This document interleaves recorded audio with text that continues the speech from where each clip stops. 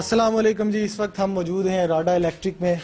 राडा electric के बारे में आपको बताएं कि एक ग्रुप ऑफ कंपनीज अभी बन चुका है। इन्होंने तकरीबन पाकिस्तान में 2-3 साल पहले काम शुरू किया था। जलेबी रिपोर्ट से पाकिस्तान से इन्होंने काम शुरू किया था और जलेबी रिपोर्ट्स ना सिर्फ इन्होंने पाकिस्तान में बनाए लेकिन उसको दुनिया भर में इन्होंने बेचा। तो अभी हम इनके एक टीम मेंबर से बात करेंगे, आपकी मुलाकात करवाएंगे नबील भाई से।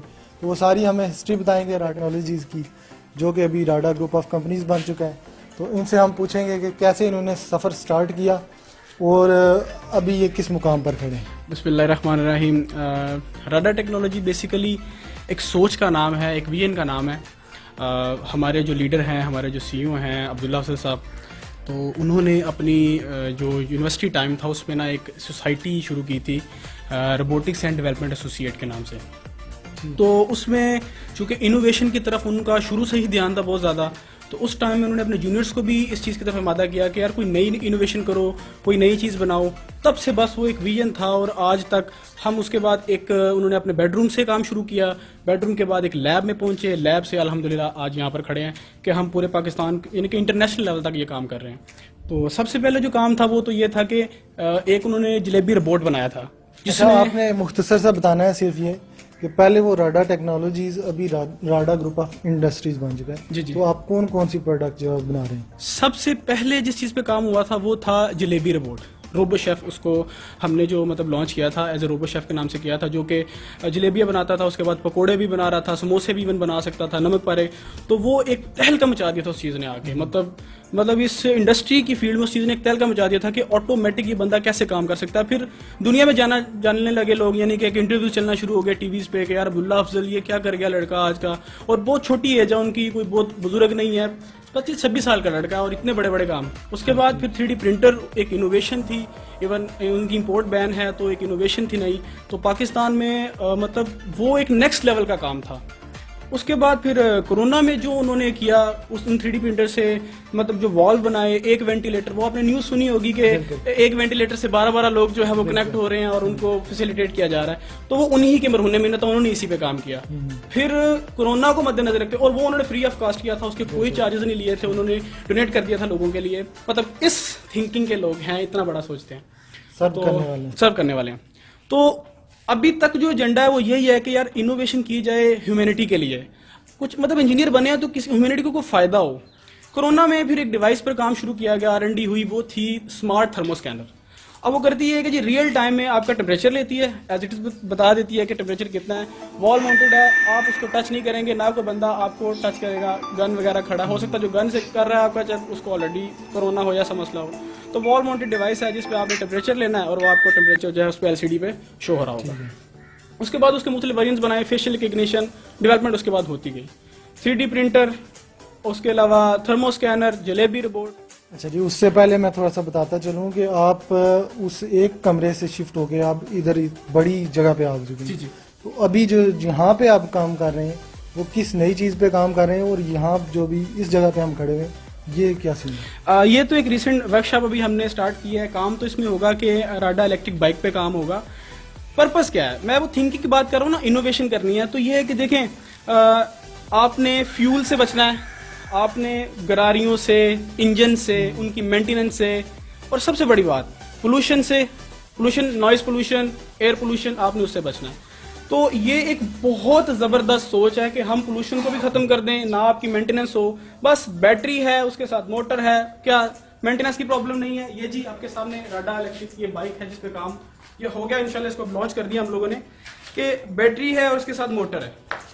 आप इसको जैसे आप मोबाइल चार्ज करते हैं, आप इसको चार्ज करें। कि आपको बताया हमारे सोच क्या है कि इनोवेशन करनी है, ह्यूमैनिटी के लिए कुछ करना है, हमने पाकिस्तान के लिए कुछ करना है और हमने जो भी प्रोडक्ट बनाना है वो इधर ही बनाना है।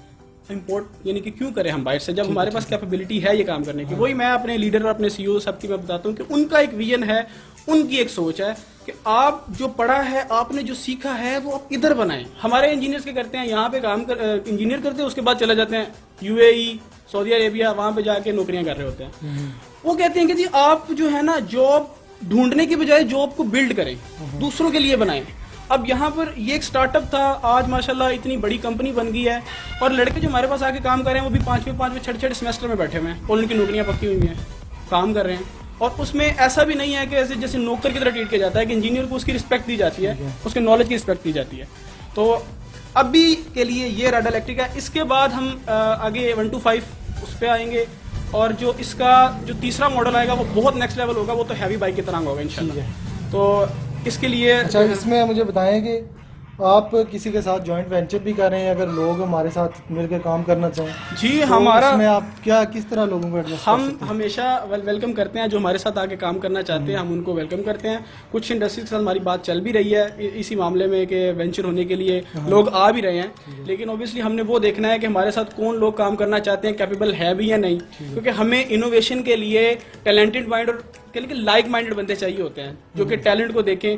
सेट कल्चर होता है जिसमें सिर्फ पैसा डाला, पैसा कमाने की सोच है, बिजनेस करना है, वो बिल्कुल नहीं है। हम खिदमत करने के लिए बैठे हैं और इनोवेशन का मकसद ये है कि हम पाकिस्तान के लिए कुछ कर सके। अगर हम इंजीनियर बने हैं तो पाकिस्तान के लिए कुछ कर सके, तो हमें ऐसे लोगों की जरूरत है। अगर कुछ इस तरह के माइंड के लोग हमारे साथ आगे वेंचर करना चाहते हैं तो हम वेलकम करेंगे उनको। अच्छा, मैं जो समझा हूँ आपकी बात कि जो इन्वेस्ट कर सकता है, जो पैसा लगा सकता है वो भी लगा सकता है जी, तो आप काम आगे करेंगे, और जो इनोवेटिव माइंड का बंदा है, जो नई नई चीजें लोगों को दे सकता है, वो भी आपके साथ मिलकर साथ काम कर सकते हैं। बिल्कुल ऐसे ही, बिल्कुल ऐसे ही। अभी इस बाइक का हमें थोड़ा डेमो भी दिखाएं हमें, तो कितनी स्पीड वगैरह इसकी क्या है? और स्पीड मैक्सिमम अभी तो जो है 70-80 है इसकी, 7 किलोमीटर पर आवर। अच्छा, और अगर 70 किलो वेट का एक बंदा है तो वो तकरीबन कर सकता है 250-300 किलोमीटर तक वो जा सकता है। ठीक तो है, बैटरी की एबिलिटी वही ना 250-300 किलोमीटर ये कर सकती है 70 किलोमीटर की। अगर इसका वेट बढ़ता जाएगा, 2 बंदे हो गए तो ऑब्वियसली उसी पे प्रोपोर्शन से वो जो है इसका मार्जिन कम होता जाएगा, टाइम पीरियड उसका कम होता जाएगा। बाकी ये है कि बिल्कुल मोबाइल चार्जर जैसे एक आदत है आपको, रात को आप चार्जिंग लगाते हैं फिर उसको आप उतार लेते हैं, इसका भी ऐसे ही है, आपने चार्जिंग पे लगाना है। अगर आपने ऑफिस जाना है तो आप इसको चार्जिंग से उतारें और इसको ले जाएं। सबसे बड़ी बात है कि आपको साउंड नहीं है इसका। टेस्टिंग अगर आपने भी करनी है मैं करवा देता हूँ, साउंड बिल्कुल नहीं है, बहुत स्मूथ है। चलें जी, अभी देखते हैं हम ये कैसे टेस्टिंग करते हैं इसकी, और ड्राइव भी देखते हैं स्मूथ है कैसी है। तो चलें नबील भाई, यहाँ से इसको आपने कंट्रोल करना है, ये रेस है, आप इसको कंट्रोल करते जाएंगे, मोटर तेज चलती जाएगी, आपकी बाइक भी चलना शुरू हो जाएगी। इसमें वो क्लच का उसको कंट्रोल करने की कोई परेशानी वाली बात नहीं, बहुत आसानी से इसको इवन बुजुर्ग लोग बहुत आसानी से चला सकते हैं। और इसके अलावा जो लोग डरते हैं बाइक चलाने से, उनको सीखने की जरूरत होती है, इसको सीखना बहुत आसान है। जस्ट ये एक चीज है, बस इसको आपने कंट्रोल करना है। ये आपकी ब्रेक्स हैं दोनों। तो अभी इसमें अमेंडमेंट्स मजीद हो रही हैं। इसके अगला डिजाइन जो है उसमें इंशाल्लाह ब्रेक्स दोनों यहाँ पे आ जाएंगी, और इसका फर्दर इसका ये जो हेडलाइट वगैरह इसका भी हम पोर्शन सारा मतलब इसको नया डिजाइन कर देंगे। तो अभी के लिए जस्ट ये है कि हमने ये एक चीज लॉन्च की है, मार्केट में ला रहे हैं, ताकि लोगों को कुछ ना कुछ आसानी तो हो, फिर डेवलपमेंट साथ साथ इसकी होती जाएगी। ठीक है, इसमें और बेहतरी जो है मैं डेमोन्स्ट्रेशन इसका देता हूँ, बस जस्ट यहाँ से आपने इसको कंट्रोल करना है।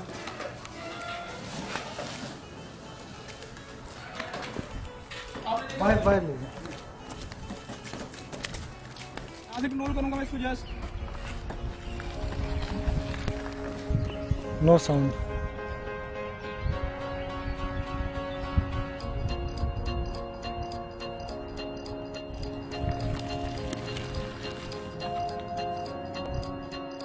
भाई आवाज तो नहीं आ रही थी, स्पीड भी ठीक है। अभी मैं भी चेक करता हूँ वैसे। जी जरूर आप आए, आप चेक करें, बल्कि आपके काम करें, हम दोनों टेस्ट करते हैं। डबल सवारी का भी आपको पता चल जाएगा कि ये कितना लोड खींच सकती है। चले आप आए, आप इसको चलाइए, माइक मुझे पकड़ा दो आप।